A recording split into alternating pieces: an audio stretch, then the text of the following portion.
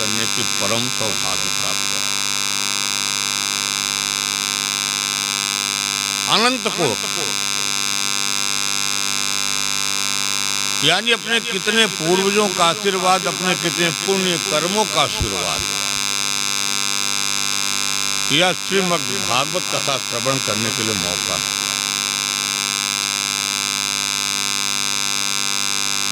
क्योंकि यह जो श्रीमद् भागवत सप्ताह ज्ञान यज्ञ, ये भगवान के भक्ति का अनुष्ठान है। इसमें भक्ति, ज्ञान और वैराग्य, तीन की कथाएं हैं। क्योंकि मनुष्य के जीवन में जब भक्ति उत्पन्न होगी तभी भगवत स्वरूप के चरणारविंद की प्राप्ति होती है। क्योंकि ज्ञान के बिना भक्ति अधूरी है और भक्ति के बिना ज्ञान भी अधूरा, दोनों पूरक हैं। और अपने हिंदू वाङ्मय का सबसे सर्वोत्तम यदि कोई यज्ञ है कलयुग का तो श्रीमद् भागवत। क्योंकि सतयुग, त्रेता और द्वापर तक तो बड़े बड़े यज्ञ होते थे। अब यज्ञ ऋषि मुनियों का यज्ञ रह गया। क्योंकि यज्ञ ये साधारण गृहस्थ आश्रम में संभव नहीं।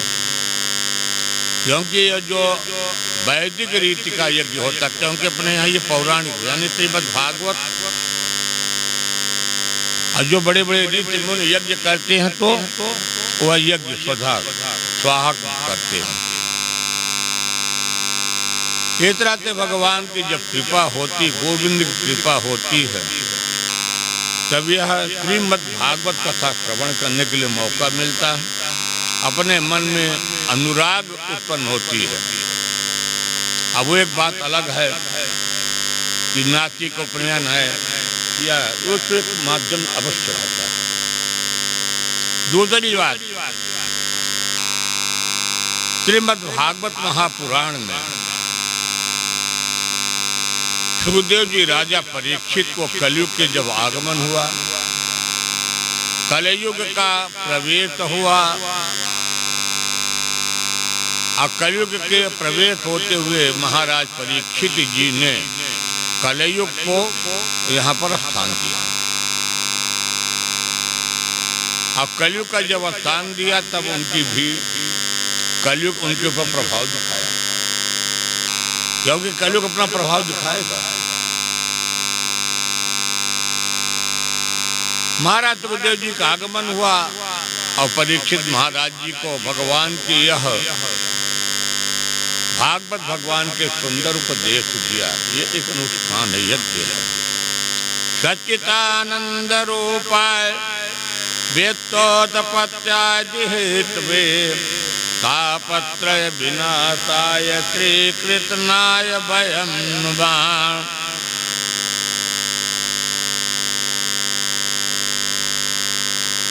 इस श्रीमद् भागवत में तीन पाले हैं, सत्य, चित्त और आनंद, जिसका नाम है सच्चिदानंद। तीन ताप हैं, दैहिक, दैविक, भौतिक। तीन प्रकार के ताप भी हैं। दूसरी बात इसमें महामहिम सुखदेव जी कहते हैं कि भागवत में किसी व्यक्ति विशेष का स्तुति नहीं की गई, न तो सीधे ब्रह्मा जी की, ब्रह्मा विष्णु जी की या शंकर जी की, किसी देवताओं को। इसमें सिर्फ संसार के उस परमात्मा की स्तुति की गई है जो परमात्मा संसार की सृष्टि करते हैं, पालन करते हैं और अंत में फिर वही तमोगुण बन करके भगवान शिव का रूप लेकर संहार करते हैं। चौथी बात यह है, इस श्रीमद् भागवत सत्य रहेगा, है और भविष्य में भी रहेगा। तीन चीजों का। क्योंकि परमात्मा अविनाशी है, सभी की सृष्टि हुई है, पर परमात्मा जो आदि है यानी भगवान नारायण, उनकी सृष्टि कहीं से नहीं हुई है। ऐसे परमात्मा अविनाशी हैं, सत्य हैं, मध्य में भी वही बचते हैं और अंत में भी जब इस पृथ्वी का प्रलय काल हो जाता है, समाप्त हो जाती है, जलमग्न हो जाती है, तब भी एक ही बचता है, नारायण ही बचते हैं। तो नारायण मध्य में भी हैं, नारायण अंत में भी हैं और नारायण शुरू में भी हैं। जैसे आप देखिए 2013 में केदारनाथ उत्तराखंड में कितनी बड़ी त्रासदी आई, कभी कोई जीवन में कल्पना नहीं किया रहा होगा। कितने यात्री बेचारे गए, कितने साधु संत महात्मा,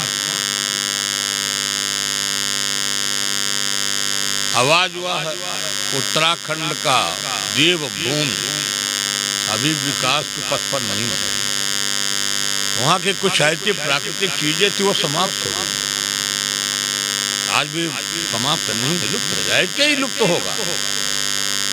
क्योंकि भागवत में वर्णन है कि जो हमारे बड़े बड़े तीर्थ हैं, इन तीर्थों की ही गति होगी जब वहाँ पर अनेक प्रकार के दबाव बनेंगे।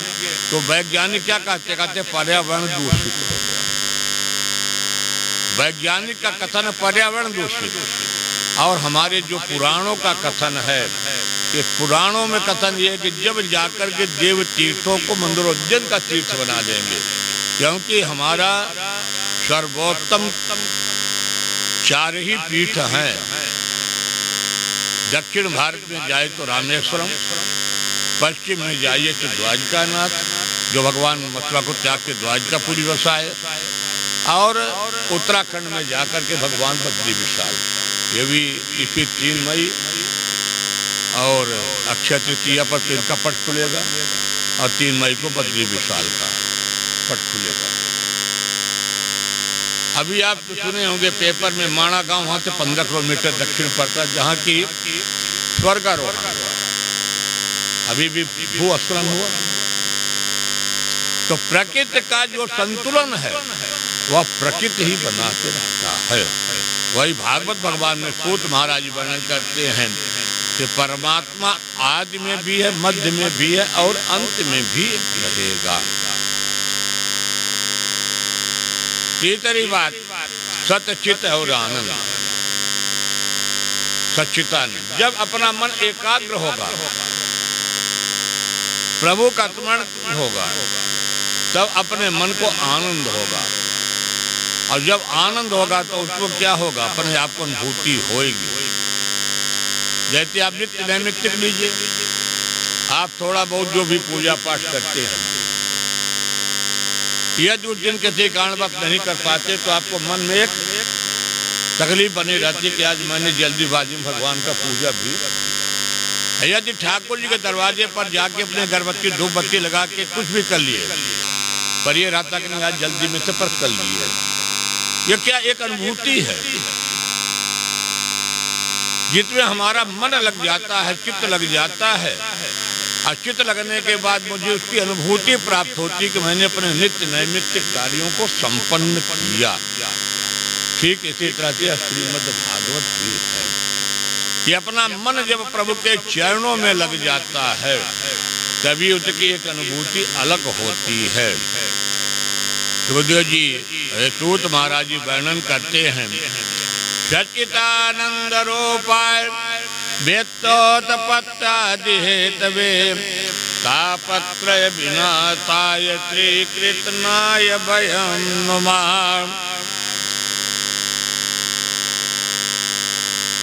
सच्चित और आनंद, ऐसे सच्चिदानंद जिन्हों जगत की सृष्टि करते हैं, वही पालन करते हैं,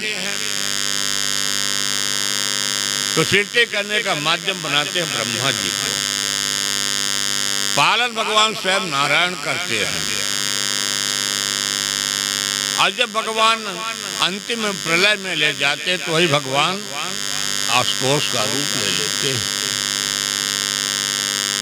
सारा संसार चलाने वाले नारायण ही हैं। आदि में, मध्य में और अंत में इसी तरह के 3 ताप भी होते हैं। दैहिक, दैविक, भौतिक तापा, राम राज्य काहू नहीं व्यापा। और इसी प्रकार से 3 दुख भी होता है। 3 प्रकार के ताप होते हैं और 3 प्रकार के दुख भी होते हैं। कोई तन दुखी, कोई मन दुखी, कोई धन बिन रहते उदास। तो संसार में आप किसी से पूछिए कि बताइए सुखी संसार में कौन है? कोई व्यक्ति नहीं कह सकता कि मैं सुखी हूं।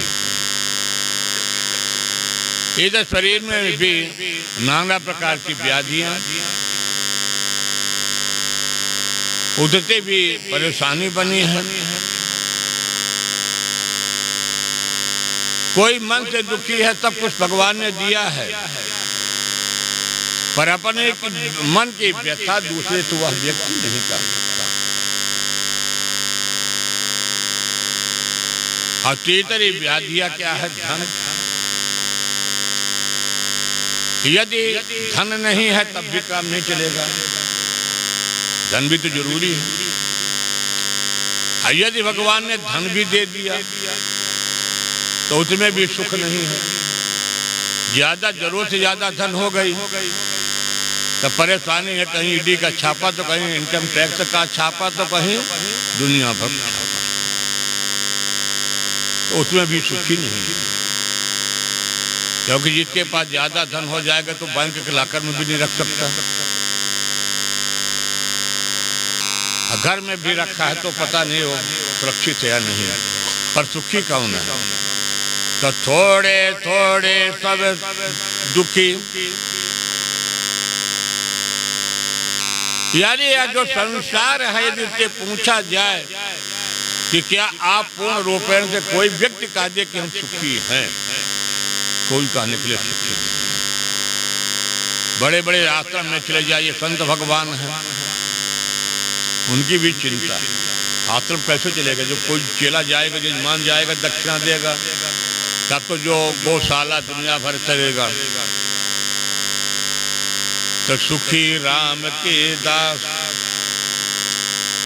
यदि भगवत शरणागति मिल जाती, प्रभु के शरण में चले जाइए। यदि थोड़ा सा शांति मिलती तो भगवान नारायण के चरणों में जाने पर संसार में कहीं भी सुखी नहीं मिलती है, सब परेशान है। ऐसा कोई व्यक्ति कह दे कि नहीं हम भैया भगवान हमको दिया हम सुखी हैं, कोई नहीं कर सकता। तो कबीरा तब जग धन निर्धन, धनवंता नहीं कोई। तो धनवंता कोई जाने, जाको राम नाम धन होय। कबीरदास जी भी कहे यदि हम दिन भर अपने धर्म पंथ में जाकर के चिल्लाएं तो जाने का माध्यम अलग अलग है, पर रास्ता एक ही अंत में पहुंचने का। कबीरदास जी भी कहा कि पहुंचने का रास्ता अंत में सबको घुमा फिरा के एक ही सीढ़ी है, तो अंत में दूसरी सीढ़ी है ही नहीं है।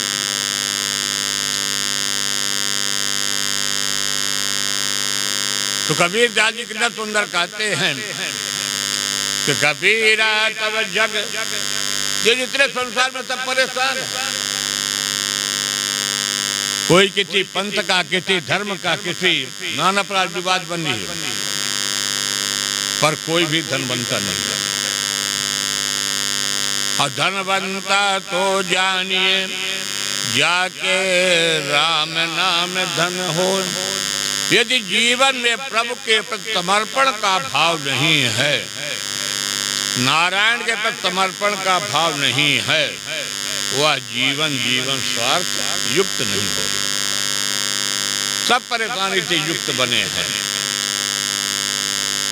अजित के बाद धन वही है कि जिसके पास राम नाम का खजाना है प्रभु, न तो उसको चोर चुरा सकता है, न इनकम टैक्स का छापा पड़ सकता है, कोई परेशानी नहीं है।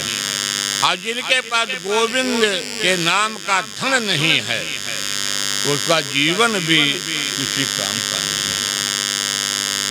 तो दैहिक दैविक भौतिक तापा राम राज्य काहु नहीं व्यापा। तो तीन प्रकार के तापों को नष्ट करने के लिए सिर्फ एक ही शरणागति है, कृष्णा वयम नमः। भगवान के शरणागति को प्राप्त हो जाइए और भगवान के शरणागति में जाएंगे, क्योंकि यह जो चित्त है तो चित्त बहुत जल्दी किसी चीज में एकाग्र नहीं होता है। यह जो मन है, मन विषयी है, वासनाओं से युक्त है। इस मन को एकाग्र करने के लिए सिर्फ एक ही साधन बतलाया गया है, भगवान नारायण भगवान के गुणानुवाद का वर्णन। कौन? भगवान की कथा। यह श्रीमद्भागवत सप्ताह ज्ञान यज्ञ सभी के मन जोड़ने का साधन भगवान की कथा। कथा में मन नहीं उबता है, सब में मन थक जाएगा, पर भगवान की एक ऐसी कथा है कि इसमें मन कभी भी नहीं थक सकता। न कभी आदि आती न व्याधि आती है। सुखदेव जी कहते हैं कि जितने महामन सुखदेव जी 12 वर्षों तक माँ के गर्भावस्था में व्यतीत किए थे, और जैसे माँ के गर्भावस्था में 12 वर्ष उनका पूरा हुआ, महामुन वेद व्यास जी के प्रार्थना करने पर उन्होंने माँ के गर्भावस्था से बाहर निकलते हैं और बाहर निकलते अपना संन्यास जीवन को अपना लेते हैं, अपने नारा खेड़ी लेते हैं और नारा खेड़ी लेकर के जंगल में तपस्या करने के लिए चले जाते हैं। महर्षि वेद व्यास उनके पीछे पीछे दौड़ते हैं। बेटा भी तुम्हारा कोई भी सांसारिक क्रियाएं नहीं संपन्न किया हूं, पर सुखदेव महामुनि पीछे की तरफ नहीं देखते। सुखदेव जी कहते राजन परीक्षित, सूत महाराज जी कहते हैं शौनक इत्यादि ऋषियों को, क्योंकि सूत महाराज जी युवावस्था हैं, शौनक इत्यादि ऋषि जितने हैं वयोवृद्ध हैं। नए मित्रारण के पावन पवित्र धरती पर यह श्रीमद्भागवत सप्ताह ज्ञान यज्ञ का आयोजन सूत महाराज जी ने किया और शौनक इत्यादि ऋषियों को वहां पर कथा को श्रवण करवाया। सूत महाराज जी कहते हैं धन वृद्धा आयुर्विद्या तथैवचा सर्वेपि ज्ञान वृद्धात् किंकरा चित्त किंकरा। शौनक ऋषि कहते शरीर की गति नहीं पूछी जाती है, ये तो शरीर का काम है। शरीर पहले बालकपन रहता है, युवावस्था आया, प्रौढ़ावस्था आया, वृद्धावस्था आया, पर ज्ञान एक ऐसी चीज है कि ज्ञान कभी भी वृद्धावस्था को नहीं प्राप्त होती। ये एक शौनक इत्यादि सूत महाराज कह रहे हैं, कहते कि ज्ञान एक ऐसी चीज है कभी वृद्ध हो ही नहीं सकती है, क्योंकि बल बड़ा नहीं होता है, आयु से बड़ा या धन से बड़ा कभी व्यर्थ हो जाते हैं। यदि बड़ा कुछ संसार में है तो क्या ज्ञान। सूत महाराज जी कहते हैं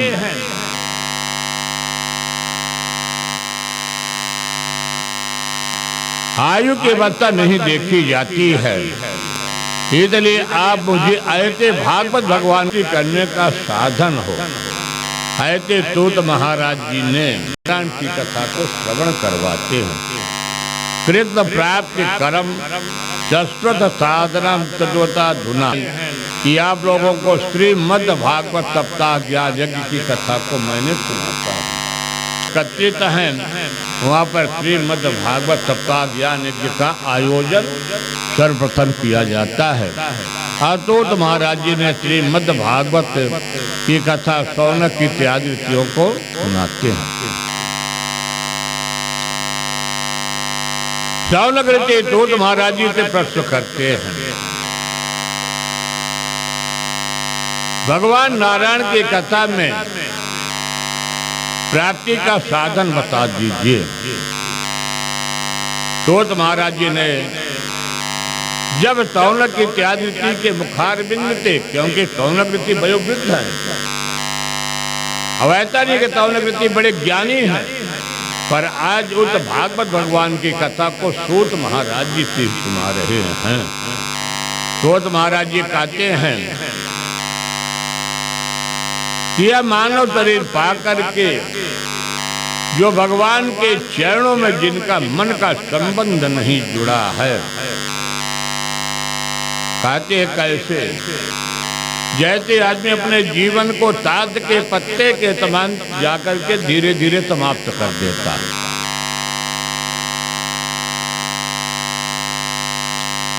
ताड़ के पत्ते खेलने वाले व्यक्ति कैसे होते हैं?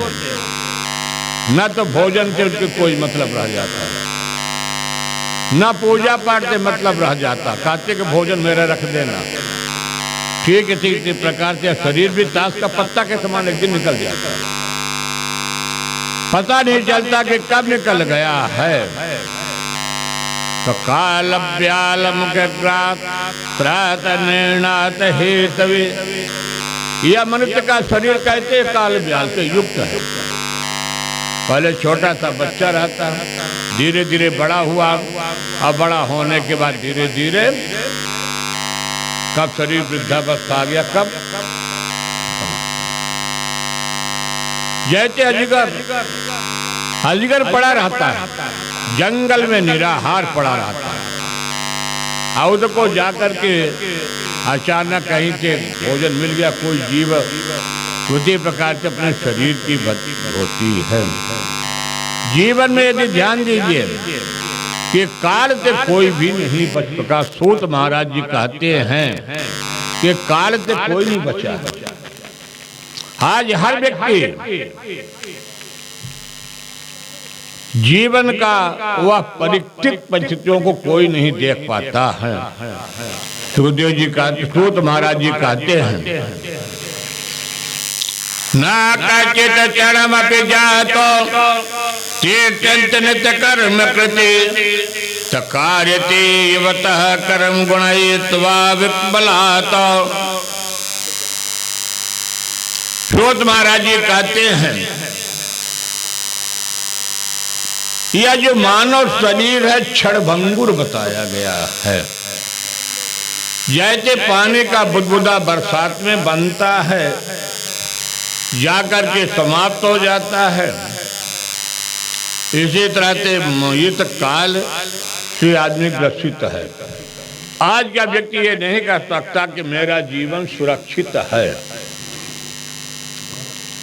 कल्पना पर आदमी मानव शरीर या जीता है, और उस मानव शरीर को पा करके इस संसार रूपी। तो सूत महाराज जी कहते हैं, तौलकादृष्टियों जय में नए में चारण के पावन धरती पर श्रीमद् भागवत सप्ताह ज्ञान यज्ञ की कथा चल रही है। होते समय देवताओं ने क्या करते हैं, अपने हाथ में अमृत कलश लेकर के आते हैं, और अमृत कलश लेकर के सुखदेव महाराज जी से निवेदन करते हैं, सुखदेव जी ये तो अमृत कलश महाराज परीक्षित जी को आप पिला दीजिए, और इसके बदले में मुझे श्रीमद् भागवत की कथा को सुना दीजिए।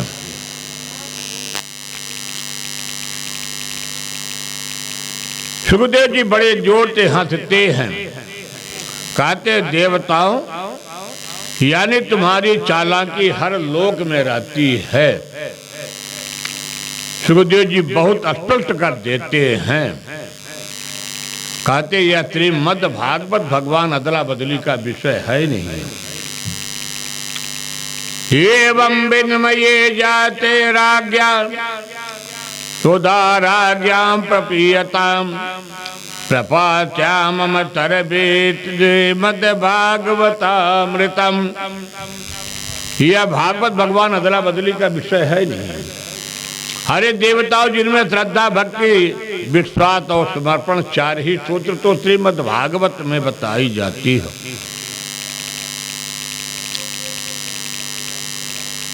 क्वा तुदा क्वा कथा क्वा कांचा क्वा मणिर्महान ब्रह्मरातो विचार्य तदा देवन जहाते।